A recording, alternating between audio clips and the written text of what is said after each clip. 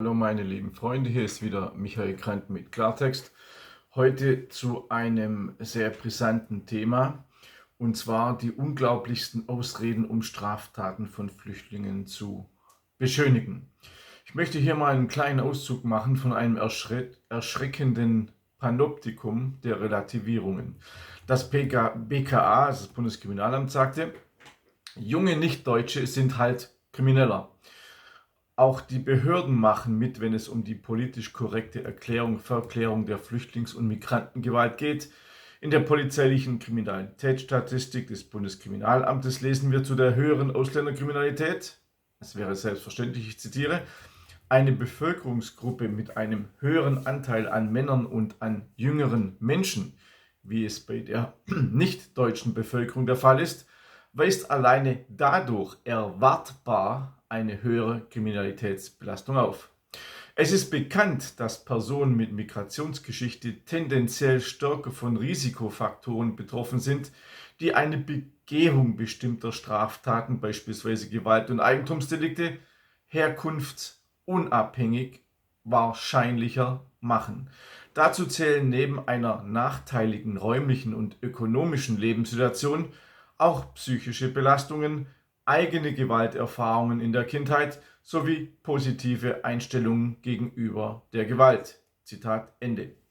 Das BKA nimmt das offenbar einfach nach dem Motto hin, kann man nichts machen, Nicht-Deutsche sind halt Krimineller.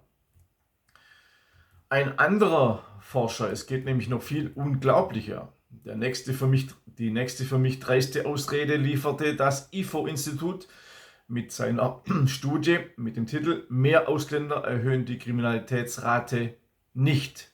Vom Februar 2025, IFO-Forscher und Ökonom Jean-Victor Olipour sagte in einem Interview mit dem ZDF doch allen Ernstes, ich zitiere, Ausländer sind zum Großteil deshalb in der Kriminalitätsstatistik überpräsentiert, weil sie häufiger als Deutsche in Ballungsräumen mit mehr Kriminalitätsdichte leben. Zuwanderer ziehen häufiger in Gegenden mit generell höheren Kriminalitätsraten, auch unter Einheimischen. Zitat Ende. Dass städtische Gegenden kriminalitätsanfälliger sind, liegt den Autoren zufolge unter anderem an ihrer Infrastruktur, wirtschaftlichen Lage, Bevölkerungsdichte und der Polizeipräsenz. Wenn die Polizei etwa in bestimmten Orten gezielt mehr ermittle, stoße sie auch auf mehr Straftaten. Man mag es einfach nicht glauben. Die nächste Relativierung.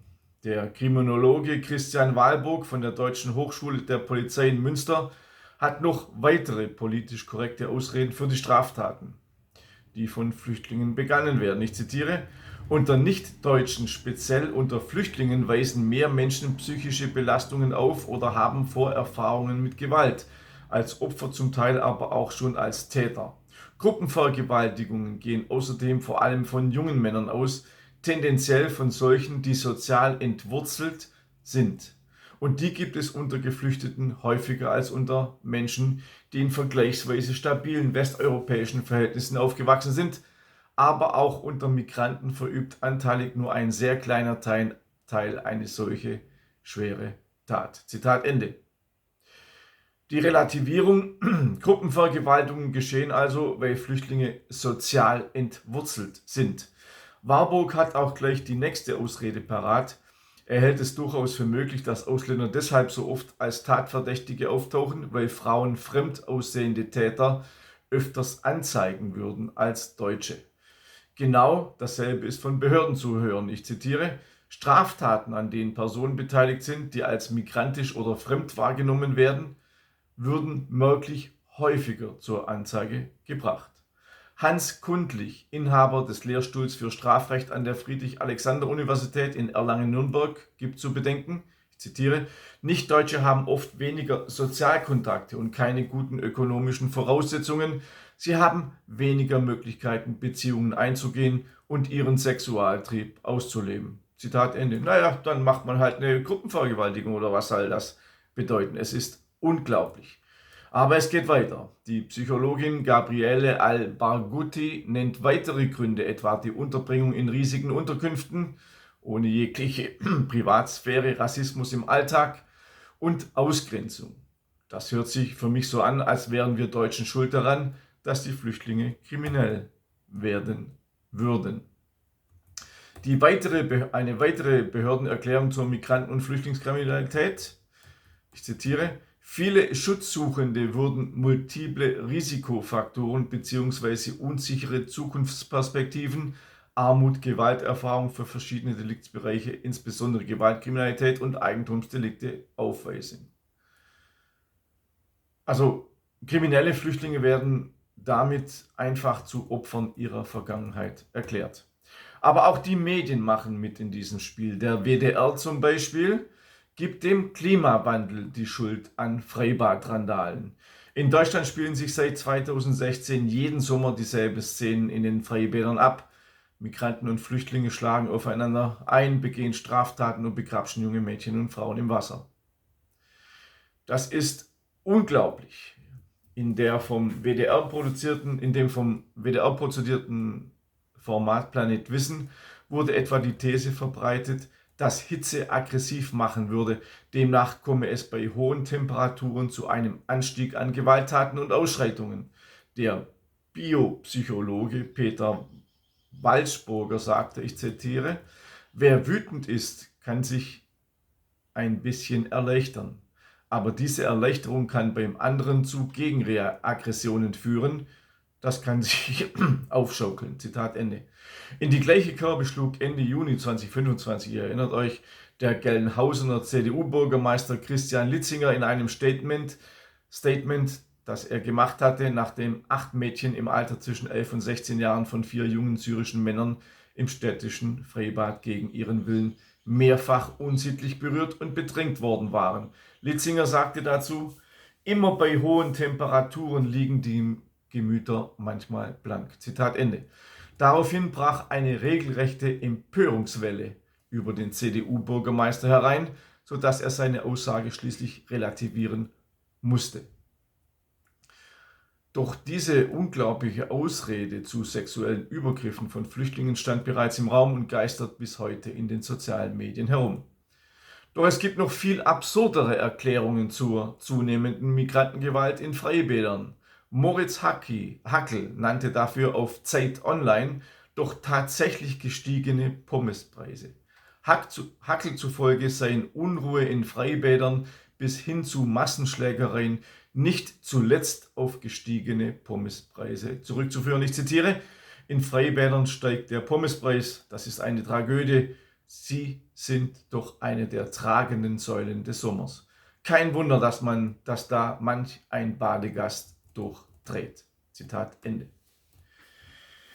Ihr seht also, Politiker, Experten und Polizei entschuldigen Flüchtlingsgewalt mit teils absurden Argumenten.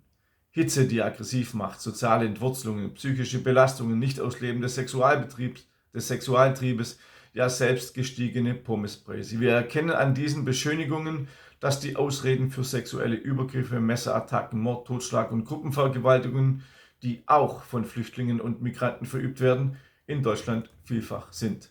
Politiker und Experten entschuldigen Flüchtlingsgewalt mit teils absurden Argumenten. Finde den Fehler, muss ich nur dazu sagen. Finde den Fehler. Was dazu beiträgt, sind natürlich auch viele NGOs, die Flüchtlinge ins Land holen und danach auch viele Ausreden haben. Ich habe diese NGOs in meinem Buch Staatsgeheimnis NGO-Finanzierung alle aufgeführt. Also auch die Flüchtlinge hierher holen über Fluchtwege, über Luft und so weiter. Das ist alles in diesem Buch drin. Sehr interessantes Buch. Dann möchte ich noch auf mein neues Buch hinweisen. Deutschland muss vernichtet werden. Völkermord, Vertreibung und Zersetzung des deutschen Volkes. Weil auch hier ist ein großer Teil, über 100 Seiten, dem Thema gewidmet, Flüchtlingsgewalt. Und da Angela Merkel ja die Grenzen geöffnet hat, ich habe hier ein Bild gemacht, da Angela Merkel ja die Grenzen geöffnet hat, ist die Kriminalität natürlich auch importiert wurden. Also in diesem Buch geht es nicht nur um die deutschen Opfer 1914 bis 1950, sondern auch ab 2015 nach der Grenzöffnung. Ich habe Statistiken aufgeführt, die Kriminalitätsrate aufgeführt, Deutsche, Nicht-Deutsche, wie viele Häftlinge in Gefängnissen sitzen, Nicht-Deutsche, Deutsche, wie viel Haftbefehle es gibt, Nicht-Deutsche, Deutsche und so weiter und so fort. Also ihr könnt das alles nachlesen und habt gute Argumente bei Diskussionen. Abonniert mich auch bei Telegram. Ich sage es immer und immer wieder, ich bin es schon leid, aber bitte abonniert mich auch bei Telegram. Dort bin ich täglich auch mit Audios und Videos, die ich hier nicht veröffentlichen kann. Ich denke, dieses Video wird manche Kommentare hervorrufen. Es geht mir aber nicht um irgendwelche Leute aufeinander zu hetzen, sondern es geht mir einfach um eine Zustandsbeschreibung. Es ist einfach unbestritten, dass die Flüchtlingskriminalität größer geworden ist. Das steht in den polizeilichen Statistiken. Und ich wollte euch darlegen, wie diese Statistiken, diese Realität, wie diese relativiert und beschönigt wird. Ich wünsche euch alles Gute. Bis zum nächsten Mal. Euer Michael Grant.